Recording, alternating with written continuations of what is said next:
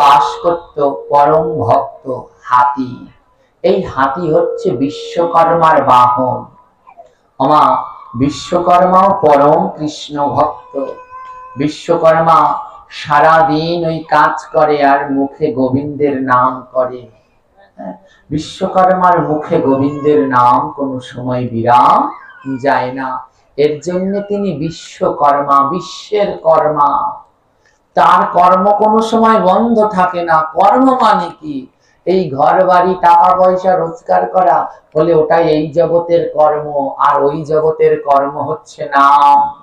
বিশ্বকর্মা, তাই তিনি বিশ্বের কর্মা। তার মুখে কোনো সময় নামের বন্ধ হয় না, সব সময় নাম করে। এই বিশ্বকর্মা সারাদিন ওই হাতে কাজ করে আর মুখে নাম করে, আর সারাদিন বসে থাকে তার হাতির পিঠে। ওই হাতির পিঠের উপরে বিশ্বকর্মা বসে থাকে। বিশ্বকর্মার হাতিটা হচ্ছে পরম কৃষ্ণ ভক্ত। ওমা কেমন কৃষ্ণ ভক্ত জানো? ওই হাতিটা সারাদিন কাঁদে, কেঁদে কেঁদে হাতিটা গোবিন্দের কাছে প্রার্থনা করে, ও গোবিন্দ, তুমি সবাইকে কত সুন্দর জন্ম দিয়েছ, সবাই সাধু সঙ্গ করে ভক্তের চরণ ধুলা মাখে। ও প্রভু, সবাইকে তুমি হাত দিয়েছ, ওই হাত দিয়ে ভক্তের চরণ ধুলা নেয়, কিন্তু আমাকে কি দিলে প্রভু? আমাকে দিলে এই বড় একটা দেহ। আমি যেতে পারি না সাধু সঙ্গে, মাখতে পারি না ভক্তের চরণে ধুলা। আজ বিশ্বকর্মার হাতির বড় মন খারাপ। আহা, জগতে সব প্রাণী কত সুন্দর, তাদের অল্প আয়তন, অল্প দেহ, তারা যেটায় খুশি চলে যায়। আর আমি হাতি, আমার এই বড় একটা দেহ, নড়তে পারি না, চড়তে পারি না, আমার কি গতি হবে? হাতিটা সারাদিন ওই কাঁদে আর ভগবানের কাছে কেঁদে কেঁদে বলে, প্রভু, আমিও যেন মধুর সাধু সঙ্গ করতে পারি। আমায় একটা হাতির মনে বাসনা জাগলো সাধু সঙ্গ করবার, কিন্তু আমরা মানুষ হয়ে সাধু সঙ্গ করতে চাই না। দেখতে দেখতে চলে আসলো দামোদর মাস। দেখতে দেখতে কি মাস চলে এসেছে? দামোদর মাস, ভজনের উপযুক্ত মাস। কি মাস? জোরে বলুন। আপনারা পালন করেন তো? এই দামোদর মাসে আমিষ খান না? এই মাসে সাত্বিক আহার গ্রহণ করতে হয়। এই মাসে নাম জপ কীর্তন আদি করতে হয়। আকাশ প্রদীপ দেন আপনারা সবাই? এই মাসে আকাশ প্রদীপ দিতে হয়। হ্যাঁ, তারপরে ভগবানের মঙ্গল আরতি, সন্ধ্যা আরতি। এই দামোদর মাসের আরেকটা নাম হচ্ছে নিয়ম সেবার ব্রত। কি নাম? নিয়ম সেবার। এই মাসে সব নিয়ম পালন করতে হয়, কোনো অনিয়ম করা যায় না। দামোদর মাসে যদি কেউ নিয়ম পালন না করে, অনিয়ম করে, ভগবান তাকে কিছুতেই ক্ষমা করে না। এটাকে বলা হয় নিয়ম সেবার মাস। এই দামোদর মাস কবে থেকে শুরু হয়? হ্যাঁ, কার্তিক মাসের 1 তারিখ থেকে। তাহলে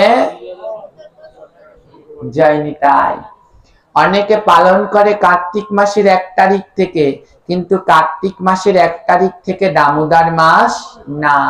দামোদর মাস মূলত শুরু হয় দুর্গাপূজার পরের একাদশীর দিন থেকে।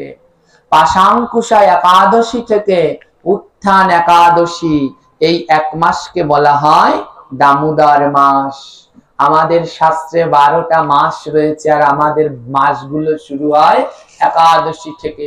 দুটো পঞ্জিকা, চন্দ্র আর সৌর। একটা শুরু হয় 1 একাদশী, মধ্যে একটা যাবে, আরেক একাদশীতে শেষ হবে। আর চন্দ্র পঞ্জিকা অনুসারে শুরু হয় পূর্ণিমার থেকে, অর্থাৎ লক্ষ্মী পূজার পূর্ণিমায় আরম্ভ হয় আর রাস পূর্ণিমায় দিয়ে শেষ হয়। এইভাবেও 1 মাস পালন করতে পারেন, আবার একাদশীর দিন থেকেও পালন করতে পারেন। কিন্তু আমি সবাইকে বলি একাদশীর দিন থেকে পালন করবেন, পূর্ণিমার দিন শেষ করলে করবেন, 5 দিন আরো বেশি হবে, ভাগ্য আরো ভালো। তাই একাদশীর দিন থেকেই দামোদর ব্রত পালন করা শুরু করে দিবেন। হ্যাঁ, এই কার্তিক মাস এটা কিন্তু বৈষ্ণবীয় মাস নয়, এটা বাঙালিদের মাস। আমাদের 12টা মাস আছে, আমাদের শাস্ত্রে 12টা মাস আছে। এই যে যাকে আমরা বলি বৈশাখ, এর নাম হচ্ছে মধুসূদন। যাকে বলি জ্যৈষ্ঠ, এর নাম ত্রিবিক্রম। যাকে বলি আষাঢ়, এর নাম বামন। যাকে বলি শ্রাবণ, এর নাম শ্রীধর। যাকে বলি ভাদ্র, এর নাম ঋষিকেশ। যাকে বলি আশ্বিন, এর নাম পদ্মনাভ। যাকে বলি কার্তিক, এটা আপনারা সবাই জানেন, বলেন কার্তিকের নাম কি? এই দামোদর হচ্ছে বৈষ্ণবীয় মাস, সনাতনী মাস, আর কার্তিক হচ্ছে বাঙালিদের মাস। তাই দামোদরের নাম কি? হ্যাঁ, কার্তিকের নাম কি মাস? দামোদর। তারপরে কার্তিকের পরে কি মাস? অগ্রহায়ণের নাম কেশব। তারপরে অগ্রহায়ণের পরে পৌষের নাম নারায়ণ। তারপরে মাঘের নাম হচ্ছে মাধব। তারপরে ফাল্গুন, ফাল্গুনের নাম হচ্ছে গোবিন্দ। আর তারপরে চৈত্র, চৈত্রের নাম হচ্ছে বিষ্ণু। এই হচ্ছে 12টা মাস। এখন চলছে কি মাস? যারা বলুন, আরো যারা বলুন। পিছনের মায়েরা কি আসার সময় মুখে আইকা গাম লাগিয়ে এসেছেন? আপনারা তো কোনো কথাই বলছেন না, বলুন কি মাস? যদি এখন একটু বলেন তো মনে থাকবে, ওখানে যাওয়ার পরে আর মনে রাখতে পারবেন না। হ্যাঁ, তাই যৎ শ্রবণম তৎকীর্তনম, যেমন শুনতে হয় তেমন আবার বলতেও হয়। হ্যাঁ, এই 12টা মাস সবাই মুখস্থ করবেন। হ্যাঁ, এই বৈষ্ণবীয় যত ব্রত তালিকা আছে এটার মধ্যে দেয়া আছে। হ্যাঁ, এগুলোর ভিতরেও দেয়া আছে। যত বৈষ্ণবীয় ব্রত তালিকা আছে তার ভিতরে দেখবেন এই যে বৈশাখ মাস সমান সমান মধুসূদন, এইগুলোর মধ্যে দেয়া থাকে। অথবা পঞ্জিকা থাকলে দেখবেন ওর পাতায় বাচ্চাদেরকেও মুখস্থ করাবেন আমাদের ধর্মের 12টি মাসের নাম, সবার দরকার। তো দামোদর মাস চলে এসেছে। তো বিশ্বকর্মা মনে মনে ভাবে, সারা দিন তো কাজকর্ম করি, সারা বছর 12টা মাস তো কাজকর্ম করি। বিশ্বকর্মা মনে মনে ভাবছে, এই দামোদর মাসে আমি এবার আর কাজকর্ম করব না। 12 মাস তো কাজকর্ম করে কাটাই, কিন্তু দামোদর মাসে এই বছর আর কাজ করব না। বিশ্বকর্মা কার পিঠে বসে আছে? যারা বলুন, হাতি। বিশ্বকর্মা হাতিটা কি সাধু সঙ্গে যেতে পারে? পারে? কেন পারে না? হ্যাঁ, বিশ্বকর্মা তার পিঠের উপরে বসে আছে, বোঝা। পিঠের উপরে যদি বোঝা থাকে তাহলে সাধু সঙ্গে যাওয়া যায় না। কি গো মা, ভাগবতে আসেননি কেন? ছেলের পরীক্ষা তো, ওই যে পিঠের উপরে একটা বোঝা আছে তাই যেতে পারছে না। বাবাজি আসেননি কেন? আজকে হাটবার তো, দোকান বন্ধ করতে দেরি, অর্থাৎ বোঝা আছে। যতক্ষণ বোঝা থাকে ততক্ষণ সাধু সঙ্গে যাওয়া যায় না। ওই বোঝাটাকে যদি নামানো যায় তাহলে নির্দ্বিধায় সাধু সঙ্গের পথে যাওয়া যায়। বিশ্বকর্মার পিঠের উপরে বোঝা, তাই চাইলেও সাধু সঙ্গে যেতে পারছে না। আজ বিশ্বকর্মা হাতিটাকে বলছে, হাতি তুই আমাকে নামিয়ে দে। হাতি বলছে কেন? বিশ্বকর্মা বলে, দেখ দামোদর মাস এসে গেছে তো, তাই তুই আমাকে নামিয়ে দে। এই দামোদর মাসে আমি আর কাজকর্ম করব না। এই দামোদর মাসটা আমি কৃষ্ণ ভজন করে কাটাবো, এই মাসে আর কোনো কাজকর্ম করব না। তুই আমায় নামিয়ে দে। 12 মাস তো কাজ করি, এই দামোদর মাসে আর কাজ নয়, এই মাস আমি গোবিন্দের ভজন করব। বিশ্বকর্মা বলছে এর জন্যই তিনি বিশ্বের কর্মা, বলে এই মাস ভজনের মাস। হাতিটা বিশ্বকর্মাকে পিঠ থেকে নামিয়ে দিল। বিশ্বকর্মা চলে গেল। যা হাতি, 1 মাস পরে আবার তোর সাথে দেখা হবে। ওমা হাতির আর আনন্দ ধরে না। কেন আনন্দ বলুন তো? এতদিন সাধু সঙ্গ করতে যেতে পারেনি, পিঠের উপরে বোঝা, আজ বোঝাটা নেমে গেছে। হাতি বলে আজ মনের আনন্দে সাধু সঙ্গ করব। বিশ্বকর্মার হাতি তখন ছুটিতে লাগিল, যেইখানে ভাগবত শোনে সেইখানে উপস্থিত হলো। ভগবানের মধুর কথা শোনে প্রাণ ভরে, কথা শ্রবণ শেষে হাতি ধুলায় গড়াগড়ি করে। বিশ্বকর্মার হাতি যেইখানে ভাগবত হয় ছুটে যায়, আর প্রাণ ভরে ভাগবত শুনে। যখন ভাগবতটা শেষ হয়ে যায়, ওই ভক্তরা রেখে যায় চরণ ধুলি, হাতিটা গিয়ে ওই ধুলার মাঝে গড়াগড়ি দেয়। ওমা আমরা তো সবাই ধুলা মাখি, কিন্তু প্রকৃত ধুলা সেই মাখে যখনই ভাগবত শেষ হয়ে সব ভক্তরা স্থান ত্যাগ করে, তাদের ধুলাটা রেখে যায়। যে ওই ধুলায় গড়াগড়ি দিতে পারে সেই সম্পূর্ণ। হাতিটা প্রতিদিন ধুলার মাঝে গড়াগড়ি দেয়। একদিন হাতি ভাগবতে শুনতে পেল, যদি কারো গোবিন্দের চরণ দর্শন হয়, এই জনমখানা তার ধন্য হয়ে যায়।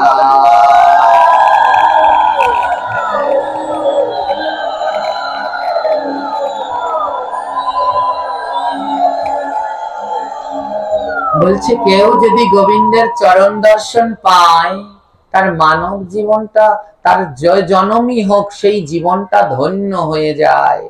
হাতি মনে মনে বলছে, আহা আমার তো পশু জন্ম, আমিও যদি গোবিন্দের চরণটা দর্শন করি তাহলে আমার জীবনটাও ধন্য হয়ে যাবে। হাতি তাই মনে মনে সিদ্ধান্ত নিল, আমি যাব বৈকুণ্ঠে শ্রীহরিকে দর্শন করতে। আমার শ্রীহরি কোথায় থাকেন? বৈকুণ্ঠ ধামে। বলে আমি শ্রীহরিকে দর্শন করতে বৈকুণ্ঠ ধামে যাব। আজ হাতি মনে মনে সিদ্ধান্ত নিল, আর দৌড়ে দৌড়ে চলতে লাগলো। কেমন ভাবে যাচ্ছে? জোরে বলুন। দৌড়ে দৌড়ে যাচ্ছে। হাতি কিন্তু সহসা দৌড়ায় না, বিশাল দেহ তো, দৌড়ায় খুব কম সময়। কিন্তু আজ বিশ্বকর্মার হাতিটা দৌড়ে দৌড়ে যাচ্ছে। বলে দৌড়ে দৌড়ে যাচ্ছে কেন?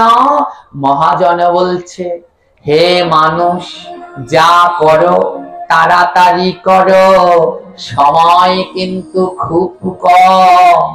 যা করবার এই পৃথিবীর মাঝে তাড়াতাড়ি কার্য সেরে আবার তোমার মালিকের কাছে ফিরে আসো। তাই বিশ্বকর্মার হাতি দৌড়ে দৌড়ে যাচ্ছে। সময় 1 মাস। এই মাসের মধ্যেই আমার গোবিন্দ দর্শন করে আবার ওই স্বর্গে ফিরে আসতে হবে। ওমা তদ্রূপ আমরাও এই দুর্লভ মানব জন্ম পেয়েছি। এই জন্ম পেয়ে যা করবার তাড়াতাড়ি করো, সময় কিন্তু বেশি নয়। বলি একবার তোমরা চেয়ে দেখো, একবার তোমরা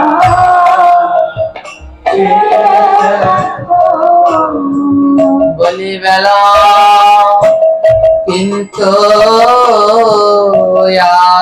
আর যে না, একবার তোমরা চেয়ে দেখো বেলা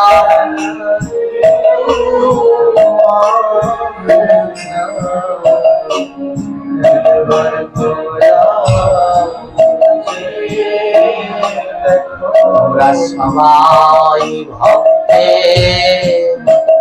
সঙ্গ করো,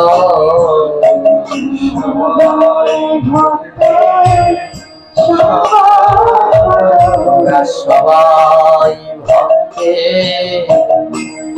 সঙ্গ করো।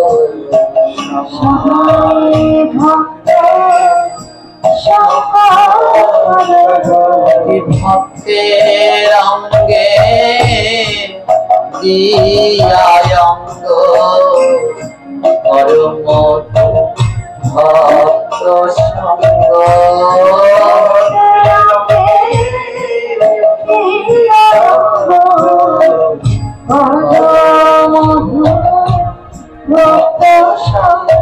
তোমরা ভক্তের অঙ্গে দিয়া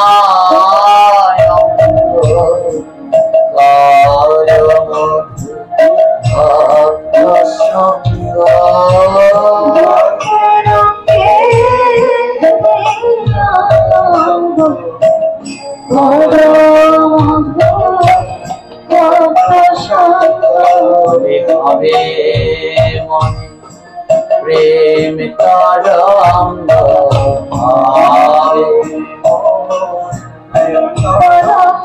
ওই ভক্তের অঙ্গে দিলে অঙ্গ মনে হবে প্রেম তরঙ্গ ভক্তের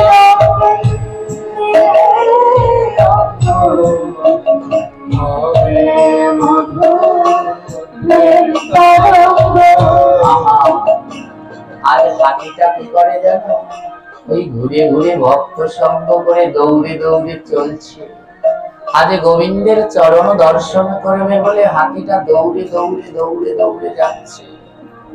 ওমা, যাওয়ার সময় হাতিটার হঠাৎ করে মনে পড়ে গেল, আহা, একদিন তো ভাগবতে শুনেছি জগতে 5টি জায়গায় কোনো সময় খালি হাতে যেতে নেই।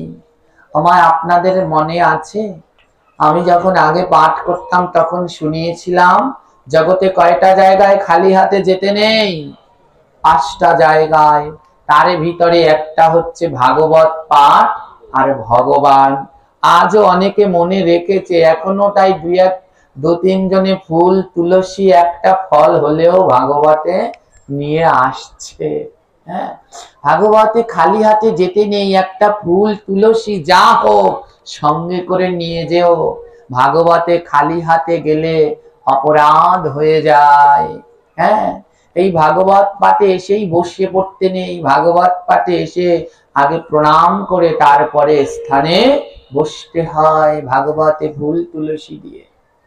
আজ কি হলো, হাতিটা যখন ভগবান দর্শন করতে যাচ্ছে, আর হঠাৎ করে হাতির মনে হলো, আহা, ভগবানকে দর্শন করতে যাচ্ছি কিন্তু ভগবানের জন্য তো কিছু নেয়া হলো না, খালি হাতে তো ভগবানকে দর্শন করে না। তো বনের ভিতর থেকে যখন যাচ্ছে, দেখে বনে একটা গাছে পদ্ম ফুল ফুটেছে। আমার পদ্ম ফুল তো চিনেন, সবাই চিনেন তো, গাছের পদ্ম। 2 ধরনের পদ্ম, জল পদ্ম, স্থল পদ্ম। তো হাতিটা দেখে বনের ভিতরে গাছে ওই স্থল পদ্ম, সুন্দর থোকার মতো করে স্থল পদ্ম ফুটেছে। কার কার বাড়িতে স্থল পদ্মের গাছ আছে? হাত তুলুন তো। গাছ, পদ্ম ফুলের গাছ আছে?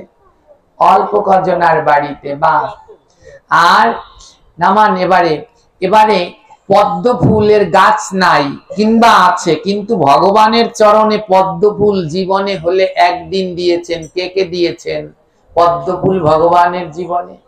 সর্বনাশ, অল্প কয়জন। আর বাবাদের ভিতরে একজনেও হাত তোলেনি। মানব জীবন ততক্ষণ পর্যন্ত ধন্য হয় না যতক্ষণ পর্যন্ত ভগবানের চরণে পদ্ম ফুল না দেয়। তাই যারা এখনো ভগবানকে পদ্ম ফুল দেননি, অবশ্যই একটা পদ্ম ফুল ভগবানকে দেবেন। যাদের বাড়িতে গাছ নাই, অন্যের বাড়িতে আছে, একটা পদ্ম ফুল এনে ভগবানকে দেবেন। বিশেষ করে দামোদর মাসে দেখবেন, ওই দামোদর মাসে পদ্ম ফুলে গাছ ভরে যায়। আশ্বিন কার্তিকী মাসে একটা পদ্ম ফুল এনে দেবেন, নইলে এই বিফলেই গেল এই জন্ম, কোনো কাজে আর লাগলো না। তো হাতিটা দেখে গাছে পদ্ম ফুল ফুটেছে, হাতি না সুর দিয়ে একটা পদ্ম ফুল তুলেছে, বলে গোবিন্দকে প্রণাম করে এই পদ্ম ফুলটা গোবিন্দের চরণে দেব। আমার হাতিটা পদ্ম ফুল তুলে রওনা দিয়েছে। আপনারা জানেন কিনা জানি না, পদ্ম ফুলের বোটায় আল আছে। চোত্রা পাতা চেনেন? গায়ে লাগলে কি করে? চুলকায়। চোত্রা পাতা যদি গায়ে ডলা দেন খুব চুলকাবে, আর পদ্ম ফুলের বোটাও যদি গায়ে ডলা দেন একেবারে চুলকাবে, চোত্রা পাতার মতো প্রচন্ড আল। তো হাতি তো আর জানে না ওই পদ্ম ফুলের বোটায় আল আছে। হাতি কি করেছে? সুর দিয়ে একটা পদ্ম তুলেছে। ওমা, হাতির দেহের 3টি স্থান নরম, হাতির মাথা, হাতির পায়ের তলা আর সুরের ডগা। এই 3টি জায়গা হাতির দেহের খুব নরম, তুলতুলে নরম। হ্যাঁ, ওই যখন পদ্ম ফুলটা তুলেছে সুরের মধ্যে করে যেই নিয়েছে না, আর পদ্ম ফুলে লেগে থাকা আল ওই হাতির সুরে লেগে গেছে। যেই না হাতির সুরে ওই আল লেগেছে, আর হাতির সুরের ভিতরে যন্ত্রণা শুরু হয়েছে। কিছুটা সময় পর পদ্ম ফুলটা নিয়ে যখন যাচ্ছে রাস্তার পাশ দিয়ে, ওই পদ্ম ফুলটা কাদার ভিতরে পড়ে গেছে। সুরের ভিতরে আর ধরে রাখতে পারেনি, যন্ত্রণায় পদ্ম ফুলটা কাদার মধ্যে পড়ে গেছে। যখন পদ্ম ফুলটা পড়ে গেছে, হাতিটা ওই পদ্ম ফুলের পাশে বসে বসে কাঁদছে। হে গোবিন্দ, আমার জন্মটা কত খারাপ, দেখো কত দুর্ভাগ্য আমার। তোমার সেবার জন্য জীবনে কিছু নেইনি, আজ একটা পদ্ম ফুল নিলাম, কিন্তু আমি এত অধম, সেই পদ্ম ফুলটা পড়ে গেল কাদার ভিতরে। আজ হাতিটা কেঁদে কেঁদে পদ্মকে বলছে, ওরে পদ্ম, ও তুই কাদায় কেন পড়লি রে মন, কাদায় কেন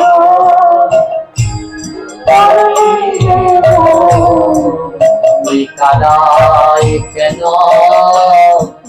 পড়লি রে মন, কাদায় কেন।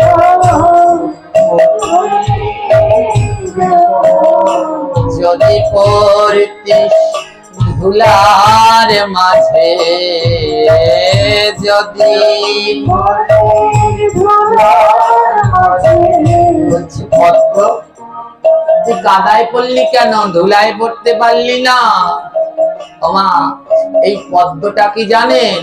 এই পদ্মটা হচ্ছে আমাদের মন, আমাদের দেহ। তাই এই দেহটাকে বলছে, এ দেহ তুই কাদায় পড়লি কেন? কাদা কি? কাদা মানে সংসার। বলে কাদায় যদি একবার গেড়ে যাও উঠতে অনেক সময় লাগে, কাদা যদি গায়ে লাগে ধুতে হয়। হ্যাঁ, তাই কাদা মানে সংসার। ওই সংসার কাদায় যদি একবার গেঁথে পড়ো উঠতে অনেক সময় লাগবে, আর সারা গায়ে কাদা লাগলে ওই সংসারে কাদা তোমায় ধুতে হবে। বলে কাদায় না পড়ে ধুলায় পড়তে পারতিস না? ধুলা কোথায়? বলে ভক্তের চরণে। বলে চরণ তলে পড়লি না কেন, চরণ তলে পড়লি না কেন, চরণ তলে পড়লি না কেন, চরণ তলে পড়লি না কেন।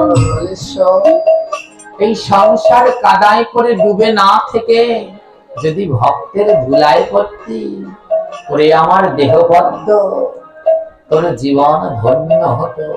আহা, ও পদ্ম, এই দেহটাকে বলছে, ও দেহ পদ্ম, যেই দিনকে তুই জন্মাবি সেই দিনই গোবিন্দের কাছে বলেছিলিস, গোবিন্দ তোমার সেবায় লাগবো। কিন্তু তুই গোবিন্দের সেবায় না লেগে, ওই গোবিন্দের চরণে না পড়ে তুই কোথায় কোথায় পড়লি জানিস? তুই গোবিন্দের সেবায় লাগলি না। এই দেহকে বলছে, দেহ তুই গোবিন্দের সেবায় লাগলি না, স্বামীর সেবায় লাগলি, স্ত্রীর সেবায় লাগলি, পুত্রের সেবায় লাগলি, পরিজনের সেবায় লাগলি, কিন্তু গোবিন্দের সেবায় লাগলি না। এই দেহ পদ্ম, তুই ছেলের মায়া, মেয়ের মায়া, স্বামীর মায়া, বউয়ের মায়ায় কত মায়ায় পড়লি, কিন্তু জগতের আসল জায়গা আমার ভক্তের চরণে পড়লি না রে, ভক্তের চরণে তুই কত জায়গা করলি রে মা, ভক্তের চরণে পড়লি না রে, কত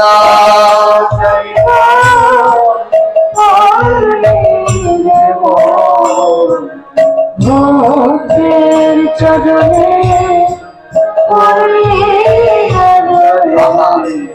কি সুন্দর পথটা দেখেছেন, কত জায়গায় পড়েছি না, ছেলের মায়ায়, মেয়ের মায়ায়, কত আত্মীয় স্বজন বিষয় মায়ায়, কত মায়ায় পড়েছি, কিন্তু আসল ভক্তের চরণে পড়া হলো না, জীবনে বৃথা। হাতিটা পদ্ম ফুলটা পড়ে গেছে, ওটা রেখে সামনের দিকে চলেছে, আরো একটু সামনে যখন গেল দেখে বাগানের ভিতরে ওই বক ফুলের গাছে থোকায় থোকায় বক ফুল ফুটেছে। হাতি বলে পদ্ম যখন লাগলো না, তাহলে এক থোকা বক ফুল নিয়ে যাই। সুর দিয়ে, বক ফুল তো থোকায় করে ফোটে কলি সহ, সুর দিয়ে এক থোকা বক ফুল পেরে ওই সুরের ডগায় করে বক ফুল নিয়ে দৌড়াতে দৌড়াতে যাচ্ছে, বৈকুণ্ঠের ধারে চলে এসেছে। ওমা, হাতি যখন দৌড়াতে দৌড়াতে আসছে, আসছে কেমন দৌড়ে দৌড়ে, সামনে গাছপালা ভেঙে চুরে তুচমাচ করে দৌড়ে দৌড়ে আসছে, আর গলায় কি বাজছে, ওই ঘন্টাটা ঢং ঢং করে বাজছে। হাতি যখন আসছে তখন আমার গোবিন্দ ছিল শয়নে, ভগবান তখন শুয়েছিল, আর মা লক্ষ্মী তখন ভগবানের চরণ সেবা করছে বসে বসে। তো ভগবান ঘুমিয়ে আছে, ঠিক সেই সময় হাতি শব্দ করতে করতে আসছে। ওমা, কেউ যদি ঘুমায় তখন যদি শব্দ করে তাহলে তার ঘুম ভেঙে যায় না। তো আজ গোবিন্দকে সব থেকে ভালোবাসে তো, নারায়ণকে সব থেকে ভালোবাসে তো মা লক্ষ্মী। তো হাতি যখন শব্দ করতে করতে আসছে, মা লক্ষ্মী রেগে গেলেন, আর মা লক্ষ্মী রেগে গিয়ে বৈকুণ্ঠের দরজায় গিয়ে দাঁড়ালেন, আর দেখে একটা মস্ত বড় হাতি, গলায় একটা ঘন্টা ঢং ঢং করে বাজতে বাজতে আসছে, আর সুরের মাথায় এক থোকা বক ফুল। মা লক্ষ্মী বলছে, এই দুরাচারী ওখানে দাঁড়া। হাতিটাকে বলছে, এই দুরাচারী। মা লক্ষ্মী জানে না হাতির মনে কি ভক্তি। ওমা, একজন ভক্তকে না জেনে যদি তাকে নিন্দা অপমান করে তখন তার কষ্ট হয় না? হ্যাঁ, যারা সাধারণ তাদের কষ্ট হয়, কিন্তু যারা সাধারণ নয় তাদের কষ্ট হয় না। মা লক্ষ্মী বলেছে, এই বেবিচারী দাঁড়া, এই দুরাচারী দাঁড়া। হাতি দাঁড়িয়ে পড়েছে। হাতি, মা লক্ষ্মী বলে, কেন এসেছিস? হাতি বলে, মা গো, আমি ভগবানের চরণটা দর্শন করতে এসেছি। মা লক্ষ্মী বলে, তোর মতো বেভিচারী গোবিন্দের চরণ দর্শনের অধিকার নাই। আমরা হলে রেগে আগুন হয়ে যেতাম, কিন্তু হাতি ছিল পরম ভক্ত। হাতি বলছে, মা, ও মা লক্ষ্মী, তুমি একটু আমায় ভুল বলেছ। মা লক্ষ্মী বলে, কি ভুল? বলে, তুমি আমায় বলেছ বেভিচারী, কিন্তু জানো মা, এই জগতে এই বেভিচারীর থেকে আরেকটা পাপী আছে। তুমি আমায় একটু কম মন্দ কথা বলেছ, আমায় একটু কম মন্দ বলেছ, আমি এর থেকেও অনেক মন্দ। ওমা, আমি বেভিচারী না। ওমা, আমি বেভিচারী না। মা লক্ষ্মী বলে, তাহলে তুই কি? হাতি বলে, আমি বেভিচারীর থেকেও একটু ঊর্ধ্বের পাপী। আমরা তো সবাই নিজেদের পুণ্যবান করবার দাবিতে শুধু লড়াই করি। আর ভক্তকে দেখুন, ভক্ত বলে, মা, বেভিচারী বললে কম হবে, আমি তার থেকেও বড় পাপী। হাতিটা কেঁদে কেঁদে বলে মা লক্ষ্মীর কাছে, জানো মা, বলে, আমি বড় দুরাচারী,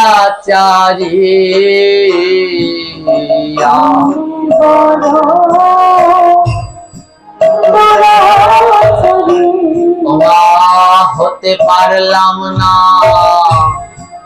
সদাচারী, আমি বড় দুরাচারী। গৌর হরি বল। আমি বড় দুরাচারী। ওমা, আমি ব্যভিচারীর থেকেও বড় পাপী। আমি হচ্ছি দুরাচারী। দুরাচারী আর কারা? সদাচারী কারা? যারা সাত্বিক আহার করে, গোবিন্দকে প্রসাদ দিয়ে সেই প্রসাদ পায়, তাদেরকে বলে সদাচারী। আর যারা গোবিন্দের প্রসাদ পায় না, তাদের বলে দুরাচারী। হাতি বলে, মা আমি দুরাচারী, আমার মতো দুরাচারীর কি আর গোবিন্দ দর্শন হয়? আমি বুঝতে পারিনি মা। মা লক্ষ্মীকে বলছে, মা গো, বড় সাত করে আষাঢ় কালে বন থেকে এই বক ফুল এনেছি। ও মা, আমার এই বক ফুল দুটো একটু তুমি গোবিন্দের চরণে দিয়ে দেবে? মা লক্ষ্মীর মনে একটু অহংকার হয়ে গেছে। মা লক্ষ্মী বলে, তোর মতো দুরাচারীর ফুল গোবিন্দের সেবায় লাগে না। এই কথা যখন বলেছে, হাতির দেহের ভিতরে তখন কষ্টে দুঃখে দেহটা ফেটে যাচ্ছে। আমার মতো দুরাচারীর ফুল গোবিন্দ সেবায় লাগে না, তবে আমি যে সাত করে বক ফুল এনেছি। হাতি বলছে, বক ফুল রে, আমি একটা কাজ করি, তোকে যদি গোবিন্দের চরণে না দেই তাহলে আমার অপরাধ হবে। ওই বৈকুণ্ঠের যে রাস্তায় আছে, হাতি কি করেছে জানো? ওই বৈকুণ্ঠের রাস্তার পথের মধ্যখানে বক ফুলটা রেখে দিয়েছে। আর বক ফুলকে বলছে, বক ফুল তুই এইখানে বসে অপেক্ষা কর, একদিন না একদিন এই রাস্তা দিয়ে আমার গোবিন্দ যাবে। আর যাবার কালে যদি আমার গোবিন্দের চরণের ছোঁয়া লাগে, ও বক ফুল, সেদিন তুই আমার গোবিন্দের চরণে ধুলা পাবি, তোর ফুল জনম ধন্য হবে। বক ফুলটাকে রেখে দিল ধুলার মাঝে। তুই একদিন না একদিন গোবিন্দের চরণ ধুলা পাবি, এই রাস্তার মধ্যে থাক বক ফুল। আবার মা লক্ষ্মী দাঁড়িয়ে দাঁড়িয়ে এই ঘটনাগুলো দর্শন করছে। বক ফুলকে বলছে, এখানে থাক, একদিন না একদিন তোর গোবিন্দ দর্শন হবে।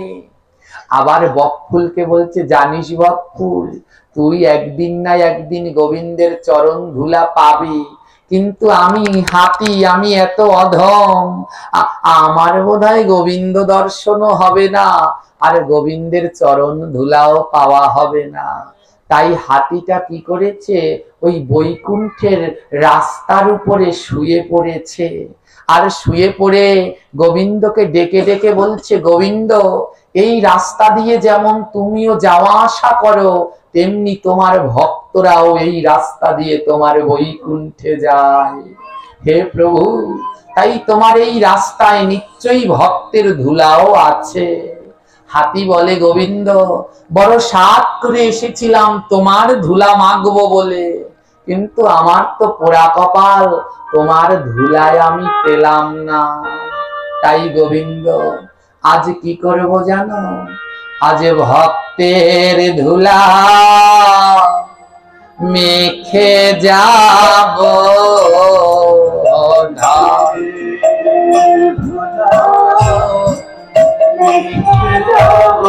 আজ ভক্তের ধুলা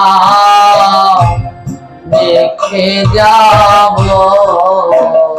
ভক্তের ধুলা মেখে যাব।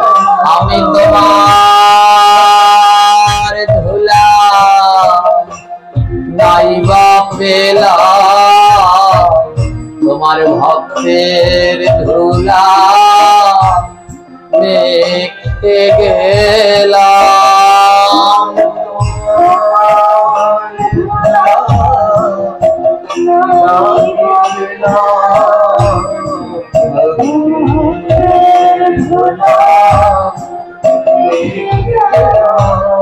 আমি তোমার ধুলা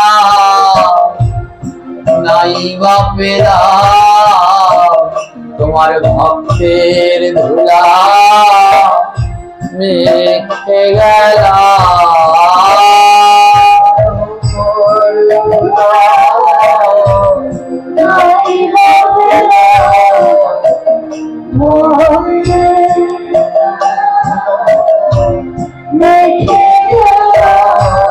তোমরা দাও দাও ভক্ত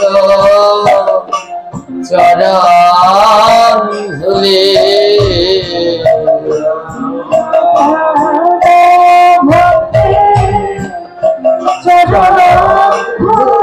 তোমরা দাও দাও চরণ ধুলি।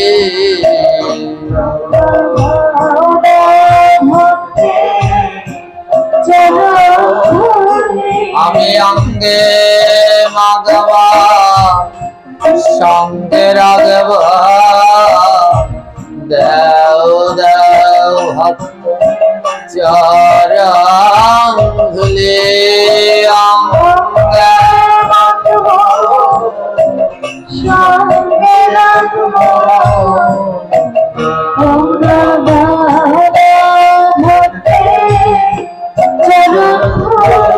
আমার মানব জীবন ধন্য হবে,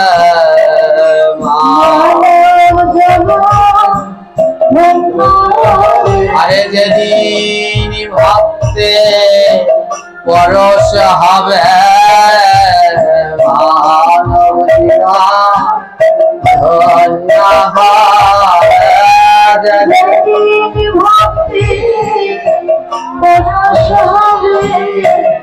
মানব জীবন ধন্য হবে। তোমরা দেও দেও আমার চরণ ধুলি,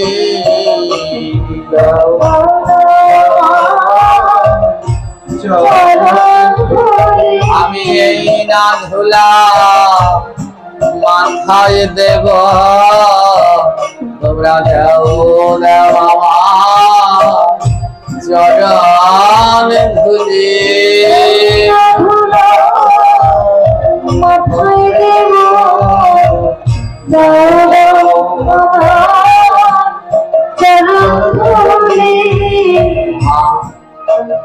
আজ ভক্তের ধুলা মেখে মেখে ওই বৃহৎ দেহের হাতিটা ওই রাস্তার উপরে গড়াগড়ি দিচ্ছে আর ভক্তের ধুলা মাখছে, আর কেঁদে কেঁদে বলছে, গোবিন্দ তোমার ধুলা নাই বা পেলাম, আজ তোমার ভক্তের ধুলায় আমি মেখে গেলাম।